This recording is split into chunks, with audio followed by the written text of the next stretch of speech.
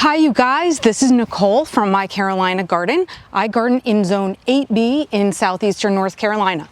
The last time I saw you, I was talking about making some changes in the flower beds to add more color. My gardens are overall feeling tired, not vibrant, and I had to get going immediately. So the temperatures are just maybe 5 degrees cooler than they typically have been. So I'm jumping on it and I'm just getting started with what I can now. This is my rock garden. I have beautiful boulders in here, which are among my favorite things in the world. And then, as I said last time, I have so much yellow and green, but so much yellow that I really wanted to do something about that. So I have decided to take out these black-eyed Susans right here, and I have two other plants of it on either side of the sunshine ligustrum right here in the back. So I'm going to remove this because, quite frankly, it's way too tall to be in the front of the rock garden anyway, because I have a beautiful boulder right here that you can't even see. So I'm going to take this out. You know how I love dianthus. So this one is, which one are you? Tell me, remind me. Jolt Pink Dianthus. So I absolutely adore dianthus, and I got two of the Jolt Pink because I was very sure that pink was what I was missing over here. And I have the green twister echinacea that my friend got me that needed a special place to be. And this is the only time I've ever had it. I have never even seen it in person. It is that special to me. So since I've had great luck with coneflowers in the rock garden, that's where I wanted it to be. So somehow I'll do the two dianthus and the green twister echinacea, take out the black-eyed Susans. I don't know, that's where we're starting though. It happened to be an added bonus to work in the garden today because my husband just mowed the lawn and edged so beautifully around my flower beds that I felt like, okay, you made that look better, let me make this look better.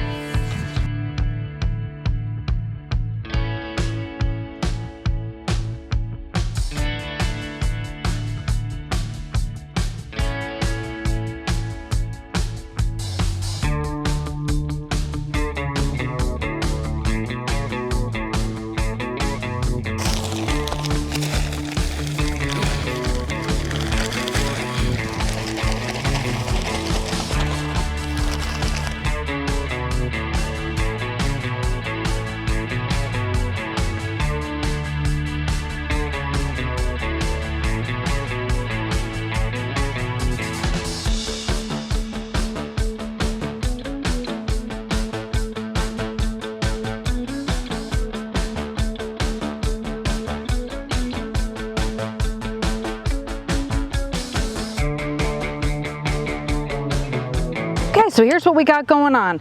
Got fresh soil in here for my new babies, and I started to clip back some of this creeping moss phlox. Now, it is turning brown in certain areas right now, and that is normal. Keeping in mind, creeping moss phlox has a very long reach way past where their roots are. So I'm not actually even cutting any roots when I'm doing this. I'm just cutting the basically fingers that extend out from the plant. So that needs even more of a trim. And then my Hudson Bay hosta here, which I love, has to get trimmed or neatened up also. I have some rust spots here and a couple of burnt leaves that I want to take off. Now I would like to note that I have this Hudson Bay hosta in a few spots in the yard, including the most shadiest shade spot in my entire property, which is right behind my house. And even in that shade spot, I still have the same thing, some burnt leaves and some rust on the leaves. So it's not just because I placed it in a sunny garden. So don't think I'm abusing my hosta. I am not. So I'm going to care for that a little bit as well, and then keep going. The proof is in the pudding, as they say, and so I have that blue hosta in the back, but these two here in the front are the Hudson Bay, and like I said, it's the same sort of deal here. You can see some rust, you can see some burn marks, and it's shady. So we have, of course, humidity issues and other things. Of course we do. But I'm just going to do a little bit of cleaning up and the baby's going to look a lot better.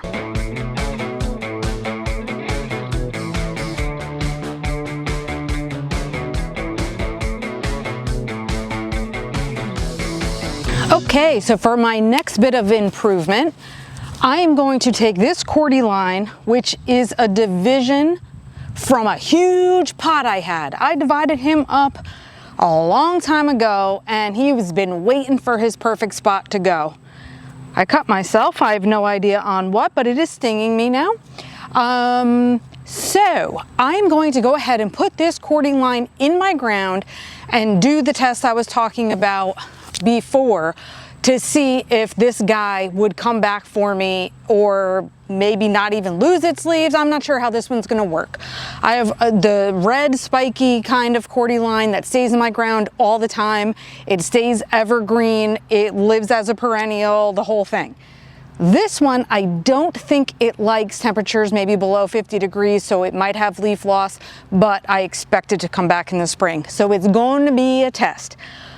Because it's pink, now it's not looking as vibrant as some of my other cordy line. I think it hasn't been getting quite enough sun maybe where it was, I'm not sure. But I'm gonna pop him into the rock garden as well, toward the back because he is a taller specimen.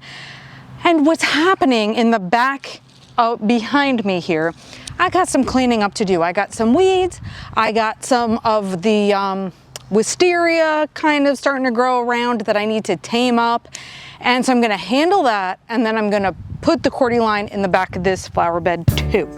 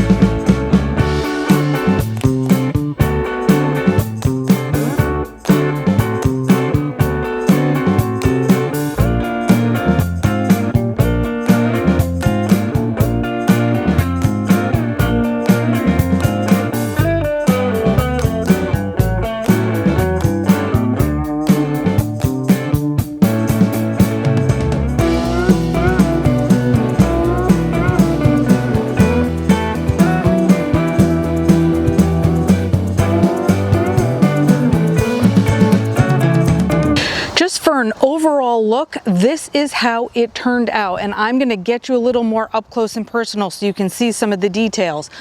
But now I have some pink in the middle, I have the pink cordy line in the back, I've uncovered my birdhouses that add a little bit of color at least, that were hiding behind the wisteria, and added a couple more pops of things in here. Besides that, I did put more soil up in the front along those perfect edges that my husband made for me, because when all that rain came, it really wanted to pool right in the front there. So I added more soil, I added a smidge more mulch, and gosh, everything just looked so much cleaner and so much more beautiful. After this, I have to tackle something in the front and add some more color up there. Let's get a closer look. The birdhouses that were hiding. Here's the beautiful cordy line that's here. We're gonna just see if that lasts for me for the winter, so it'll be an experiment. I had some of the Cheyenne Spirit coneflowers here. Previously, you just couldn't see them as well.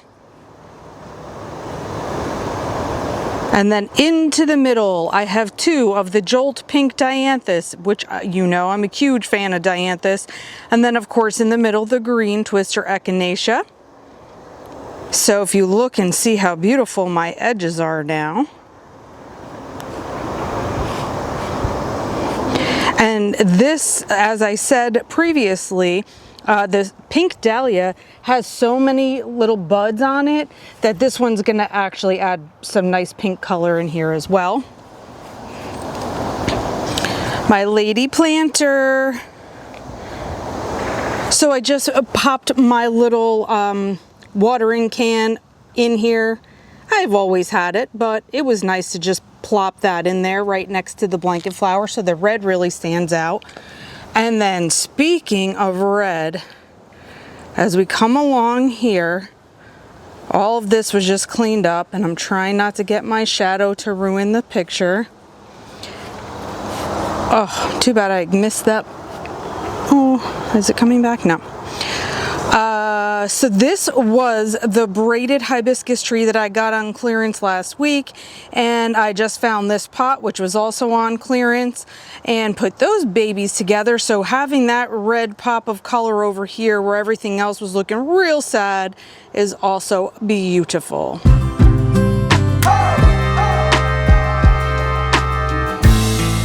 So making my way up to the front flower beds. This is my peninsula garden and we are on the back side closer to my house. A few weeks ago, I had dug out all of my weedy elephant ears. So these are not ones that get big, but they are prolific spreaders, and I didn't want them up here anymore. And you can see there were obviously leftover roots in the ground, and so I still have a bunch more elephant ears that need to be removed.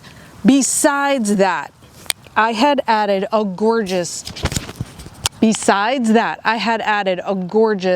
autumn colors rudbeckia in the front of the bird bath here, which I will show you from the other side.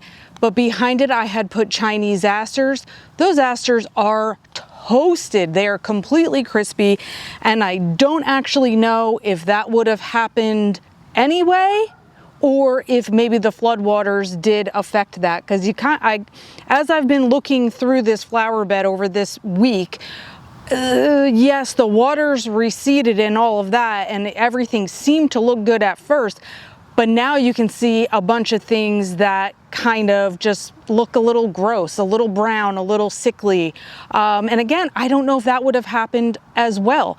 I have 2 lavenders. No, actually, I'll show you. So these 2 elegance purple lavenders that I had, now they had been doing great. I had plugged the irrigation closer to them to make sure they weren't getting too much water. Now they look kind of gross. Yellowing, some brown. So I know they don't like a lot of water, but I'm not sure. This just seems to have happened post-flood. And then my black and blue salvia, just so much of it needs to be clipped back. It's like all of a sudden the blooms are gone and I have this. So is that just a natural progression of time anyway? Or did it also not like the storm? I'm not sure, but I will be clipping back all the spots where the flower blooms have either blown off or expired, and hopefully that will help to rejuvenate that. Looking from the front, I still feel pretty good about things for the most part, at least starting from this side. My black-eyed Susans have a lot of expired blooms also, but I've been in the process of deadheading those. The golden sword yucca, I mean, I always just say having a standout evergreen feature plant is amazing. This is the Luna Rose hibiscus in the front. And even though we have some black spot and that sort of thing, and it was looking a little cruddy, it's almost like you cut off the top layer of crud and you have all these extra buds underneath. So I have that in multiple places. So I think this one's gonna show up nicely again. These are my double scoop echinaceas, and they're looking quite brown as well. Same deal. Was that part of the flood, or was that going to happen at this time anyway? I'm just not sure. And then heading in this direction, where my billions and billions of blanket flowers are, of course they look great, except for the deadheading that's necessary. This purple verbena actually looks pretty decent. I feel like I got more blooms after the flood. And then back here is where we started looking at the autumn colors Rudbeckia right there, and right behind it the Chinese asters that are just 100% crisped up. So I think my plan for over here is going to be this. I have some Super Trooper dianthus that is low growing right here in this mound, but these stupid elephant ears are inside of it as well. So again, these elephant ears are just so weedy, I really cannot stand them. So I think I'm going to take the Super Trooper dianthus right out. It gives me the lilac on purple blooms, and move that into the front somewhere where you can actually see it and appreciate it instead of it being hidden behind all the tall blanket flowers. That'll come out. Hopefully I can get these elephant ears out. Then I am going to put in another Rudbeckia. This is one that's brighter yellow, not a plain black-eyed Susan, so I'll get that out here and show you. I think that'll go great with the autumn colors Rudbeckia here. And then I also have a new guara. I had shown you all these things about a week ago that I found on clearance. And the guara is going to pop in here right where you can probably see a canna lily at the bottom of the screen there. So that's going to be adding some pink. So again, we are just freshening up because our temperatures are a little cooler and I can finally work out here in the garden. So time to get to work. Denver Daisy Rudbeckia, gorgeous. And what kind of guara are you? Beliza dark pink guara.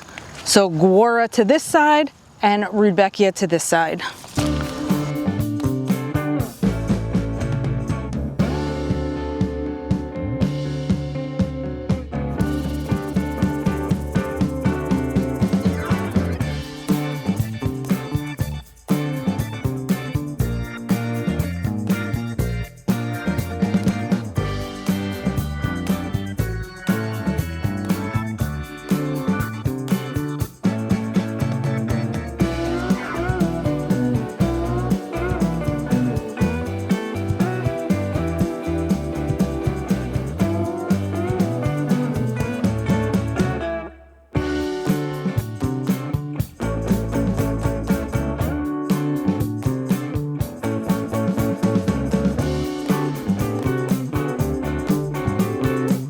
So my guara that's in the ground is right here.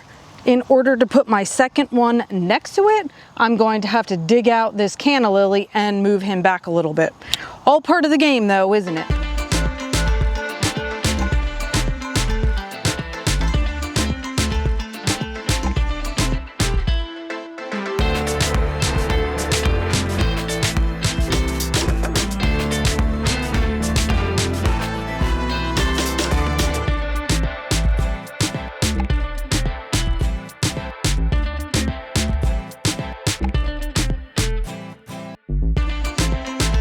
Don't know if you can tell the difference, but I've cleaned up some stuff. This is where my dianthus got replanted that was in the back that was being hidden. Of course, those are the two Rudbeckias back there. I love those styles. I'm kind of over just the plain black-eyed Susans, honestly. And then canna lilies. Clean them up a little bit because they keep taking a beating from the bugs. And then guara number 1, guara number 2, and the canna lily there.